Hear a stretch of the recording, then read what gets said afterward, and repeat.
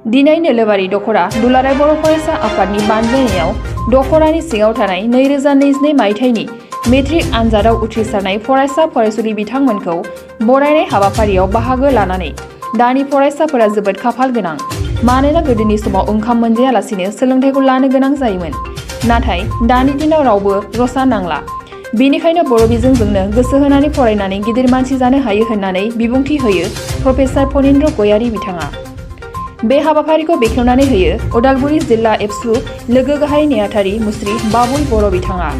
लोगोसे गाहाय आलासि महरै बाहागो लायो हायद्राबाद इउनिभार्सिटिनि प्रफेसार फणीन्द्र गयारी बिथाङा। लोगोसे बे बरायनाय हाबाफारिजों लोगोसे निसा फेग्रा मुवा बाहायनायखौ होबथानाय हाबाफारि महरै हानजा सुरनाय हाबाफारि लाफायो। बे हाबाफारिखौ बेखेवनानै होयो लाल बाहादुर शास्त्री गोजौ फरायसालिनि बारग' गाहाय फोरोंगिरि मुस्रि कमरेन्द्र स्वर्गियारी बिथाङा। लोगोसे बुंथिगिरि आलासि महरै लिगेल सेलनि सोद्रोमा आरो गुवाहाटी जिल्ला एबसुनि गाहाय नेहाथारि मुस्रि अबिनाश नार्जारी बिथाङा। दिनै नोलोबारि दखरा दुलाराय बर' फरायसा आफादनि बानजायनायावहाय 2022 मायथाइनि जे मेट्रिक आनजादनि रिजाल्ट थामहिनबा सेबाजों खुंजानाय जे मेट्रिक आनजादाव बर' बिजोङाव फरायनानै जाय केन्डिडेट्सफ्रा बा फरायसाफ्रा फार्स्ट डिभिजनाव पास जानो हाबाय उथ्रिसारनो हाबाय। बिथांमोननि दखरायाव गासै 30 फरायसाया फार्स्ट डिभिजन मोननो हादों। दा बिथांमोनखौ बरायनायनि जे हाबाफारि बे हाबाफारियाव जोङो बाहागो लानो मोननानै जों जोबोर गोजोननाय मोनदों। आरो बेयो मोनसे दुलाराय बर' फरायसा आफादनि मोनसे मावथांखिनिनो मोनसे पार्ट होननानै जों बुंनांगोन। जेराव जोङो mission skill and quality education मोनसे मावथांखि लानानै जों खामानि मावबाय थादों। आरो जोंनि बर' बिजोंनि जि फरायसाफोर बै फरायसा बिथांमोना जे जोङो जोंनि जि गुन गोनां सोलोंथाइ होनायाव जोङो एसेब्लाबो जों दावखोनो हादों। बेखौ जों दिनै तारिखाव जों दाथियै बुंनो हायो। मानो होननानै बुङोब्ला नोलोबारि दखरा दुलाराय बर' फरायसा आफादनि सिङावहाय गंनैल' फरायसालि बर' बिजोंनि गोजौ फरायसालिखौ जों नुनो मोन्दों। दा बेयावहाय गोदो जों नुदोंमोन गंसे फरायसालियाव बबेयावबा साबा बहाबा सानै बेबायदिल' पास जादोंमोन। नाथाय दिनै जोङो गोग्गायजों बुंनो हायो दाथिजों बुंनो हायो बिहुराम बर' गोजौ फरायसालियाव गंसे फरायसालिनिफ्रायनो गासै 20 फरायसाया फार्स्ट डिभिजन लानानै पास खालामनो हादों। बे जोंनि थाखाय मोजां साइन बा सिम्पटम होननानै जों बुंनांगोन।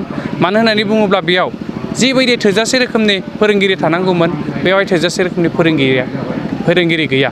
थेवब्लाबो बेयावहाय 20 बिजाथिया फार्स्ट डिभिजन मोननो हाबाय। बे जोंनि थाखाय गोजोनथाव बाथ्रा। आरो लाल बाहादुर शास्त्रिनिफ्रायबो फार्स्ट डिभिजन मोननो हादों। गासै बिथांमोननि ओनसोलनिफ्राय गासै 30 फरायसाया फार्स्ट डिभिजन मोननो हाबाय। जोङो नुदों उदालगुरि जिल्लानिफ्राय बर' बिजोङाव फरायनानै देग्लायनि मेट्रिक आनजादाव गासै 286 साया फार्स्ट डिभिजन मोननो हादों।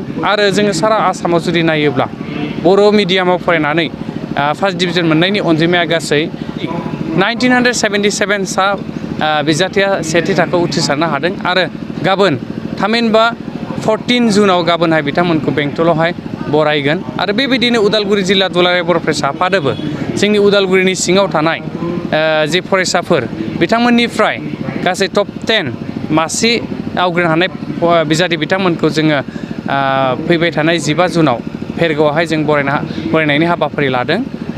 आरो बेयावहाय साफ्रोमबो रायजो राजा आरो फरायसुला फरायसुलि बिथांमोनखौ बाहागो लानो थाखाय आङो दिनैनि बे नोंथांमोननि जे नैबे पर्टेलनि गेजेरजोंनो आङो नोंथांमोन साफ्रोमनिसिमबो आंनि गोसो गोरबोनिफ्राय खावलायनाय थाबाय। आरो जाहाथे बाहागो लाफैगोन आं बेखौ मिजिंथिबाय। फरायसाफोरखौ जौगानायनि थाखाय गोबां खामानि मावदों। नाथाय बेराफारसेथिं फरायसाफोर गोमानायनि हारा दिनैबो खम जायाखै। दिनैबो माने फरायसा बिथांमोना गोमानायगासिनो दं। बे बिथिङाव दा फरायसुला फरायसुलि गोमानाय बे गोदान बाथ्रा नङा। गोदोबो दंमोन दाबो सोलिबाय थादों। नाथाय बे जोंनि थाखाय माहारिनि थाखाय मोजां साइन नङा। दा बेयो बोरै जादों माबोरै जानो मोनखो बेनि जाहोनखौ जोङो बिजिरनानै नायोबा गोबां हयथ' मोनगोन। नाम्बार 1 जोङो सेथियावनो जोंनि दिथागिरि गारजेन बिथांमोना सिनसियार जानांगोन सांग्रां थानांगोन। गथ'आ बहा दं मा खालामदों बोरै सोरजों लोगो जानानै दं बेफोरखौसो थागिदा लानाय दिथागिरिफोरनिबो बिबान। आरो जोंनि समाजनि गोरों गोरा मानसि बिथांमोननिबो बिबान थायो। आरो बेनि बेराफारसेथिं जोङो उन्दै समावनो मबाइल फननि जि बेबहारखौ खालामनो रोङाखै बेयावबो जानो हागौ। जोङो माने जायनि थाखाय जों रं नाम्बार जानानै गोबां सोरबा हौवा गोनां हिन्जावानो सोरबा सेंग्राजों खारफालांनाय गुबुन हारिजों खारफालांनाय बिदि जाथाया जाफ्लेबाय थादों। बेखायनो जोङो एलार्ट जानायनि सम जाबाय। दा बेखायनो साफ्रोमबो गथ'नि बिमा बिफा लोगोसे समाजनि दैदेनगिरि साफ्रोमबो जाहाथे एलार्ट जायो बेनि थाखाय बयबो दायथ' लानांगोन। आरो बे मबाइल फन उन्दै उन्दै समाव मबाइलखौ बाहायनो रोङियाव बेबायदि माखासे जानाङि जाथायफ्रा जाबाय थादों। बेखायनो जोङो बेफोरबायदि सांग्रांथिनि थाखाय जोङो माखासे एवारनेस प्रग्रामफोर जों लाबाय थादों। आरो बेनि गेजेरजों निस्सय जोङो जोंनि इयुन जोलै बिथांमोनखौ जोङो मोजां लामाथिं लांनायाव जोङो माखासे मदद होगोन। आरो बिनि थाखाय रायजो राजा दिथागिरि बयनिसिमबो जोंनो दुलाराय बर' फरायसा आफादनि जि हाबाफारिफोर बेफोराव मददथिखौ नांगोन। अब्लासो जोङो जोंनि गथ' गथाय इयुन जोलै बिथांमोननो जों गोग्गो सोलोंथाइजों लोगोसे सोद्रोम आखल आखुखौ जों दाना होनो हागोन आरो समाजखौ मोजां फारसे जों आवगायलांनो हागोन। बेखायनो बयनिबो जों मददथिखौ नांगोन। बेखिनिखौनो आं बुङो। खुलुमबाय, आं फनिन्द्र गयारि, दासान्दि इउनिभार्सिटि अफ हायद्राबादाव इक'नमिक्सनि प्रफेसार हिसाबै साख्रि मावगासिनो दङ। दिनैनि बे मिटिङाव आं सफैनो हानानै आंखौ आलासि महरै लेंहरनायाव आं जोबोद गोजोननाय मोनदों।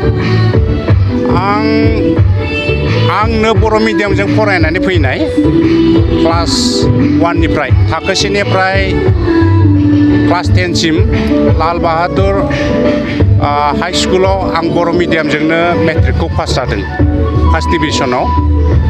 दा बेबायदि पास जानानै बर' मिडियामजों फरायसाफोरखौ आं थुलुंगा होनो लुबैयो आरो आंनो पास जानानै थांदों आरो दायो बर' मिडियामजोंनो पास जानानै हायद्राबाद सेन्ट्रेल इउनिभार्सिटियाव इक'नमिक्सनि प्रफेसार हिसाबै साख्रि मावनो हादों। बे हिसाबै दानि बर' मिडियामाव फरायबाय थानाय फरायसाफोरा जेबो सिन्था जानांगौ, जिंगासिनांगौनि खुनु खोथा गैलिया। बर' मिडियामाव बा गुबुन मिडियामाव पास फरायनानैबो गामि सिंनिफ्रायबो मोजाङै फरायबाय थायोब्ला जिउआव जौगासारनो बा गिदिर साख्रि मावनो बा गुबुन जायगायाव गोजान जायगायाव थांनानैबो गिदिर साख्रि मावनो हायो होननानै आं सानो आरो आंनि लाइफखौनो एग्जाम्पोल होननानै सानजायो। दिनै बे फरायनाय हाबाफारिजों लोगोसे मोनसे हाबाफारि लादेरदों जौ जुवा एबा समाजनि जि एन्टि ससियेल एक्टिभिटिस बेनि सायाव रेलि मोनसे खालामदों। बे बिथिङाव बे ड्राग्स इउसआ जोंनि गामि ओनसोलावबो उन्दै उन्दै गथ'फ्राबो बारा बाहायबाय थानायखौ आं खोनागासिनो दङ। बियो जोबोद गाज्रि, आं दुखु मोनो। दा आं बेखौल' बुंनो सानो, सोरबाया बुंनानै ड्राग्स इउसखौ बा सोरबाया होबथानानै जौ लोंनायखौ बन्द' खालामनो हानाय नङा। जोङो गावनो गाव साफ्रोमबो आं दिनैनिफ्राय लोंलिया, आं बेबायदि ड्राग्सखौ बाहाया होननानै जोङो इन्टारनेलि जोङो स्ट्रं डिटारमिनेसन लानांगोन आरो बेबायदि स्ट्रं डिटारमिनेसन लायोब्ला जोङो लासै लासै बयबो बे ड्राग्स इउस बा एलकहल इउसनिफ्राय जोङो गोजानाव थानो हागोन। आरो आं बेखौनो खावलायो उन्दै उन्दै फंबाय बिनानावफोरा जायफ्रा बाहायगासिनो दङ, जायफ्रा बाहायनायनि हुदा दङ, बिसोरो हथात हाया, सानसेनो हायाबाबो लासै लासैनो बेनिफ्राय जानगारनानै थानांगौ, जानगारथारगोन होननानै स्ट्रं डिटारमिनेसन लानांगौ होननानै आं बेखौनो बुंनो सानो आरो। फैबाय थानाय इयुननि फरायसा बिथांमोननिसिम नोंथाङा मा बाथ्रा बुंनो सानो? फैबाय थानाय फरायसाफोरा आं बेखौनो बुंनो सानो, दानि उन्दै उन्दै गथ'फोरा जोबोद भाग्य गोनां। मानो होनोब्ला जोंनि समाव ओंखाम मोनजायै बिराद फरायसाफोर दंमोन, जानो गैयि। ओंखाम आंनो ओंखाम रसा नांबाय थानाङोमोन। ओंखाम रसा नांब्लाबो आङो फरायबाय थादों, फरायथारलांबाय थागोन, डिग्रिखौ लागोन, गोलाव डिग्रि लानानै गिदिर साख्रि मावगोन, बेबायदि स्ट्रं डिटारमिनेसन दंमोन आंहा। खिन्थु दानि गथ'फ्राथ' ओंखाम रसा नांनाया मा बेखौनो मिथिलिया। आं खोनानो मोन्दों सरकारनिफ्राय माबा माइरं मास मोनफ्रामबो फ्रि मोनोना दाम खम थाइसे ना थाइबानि दाम खमनि माइरं मोनजायोनो दा रावहाबो ओंखाम रसा नांलिया बे हिसाबै बांसिन फरायनांगौ आरो आंनि समावनो आंनि गोबां लोगोफ्रा ओंखाम रसा नांनानै स्कुल गारदों फरायनो गारनानै सोरबा खामला मावनानै जादों सोरबाबा दाहोना थानानै रायजो जानो गोनां जादों दा आरो खोनाबावदों मेट्रिकआव फार्स्ट डिभिजन पास जायोब्लानो माबा सोरबा साइकेल मोनो सोरबा फ्रि एडमिसन मोनो आरो लेखा फ्रि मोनोनो आरो लेखाखौबो माथो हाइ स्कुलाव बायनांलानो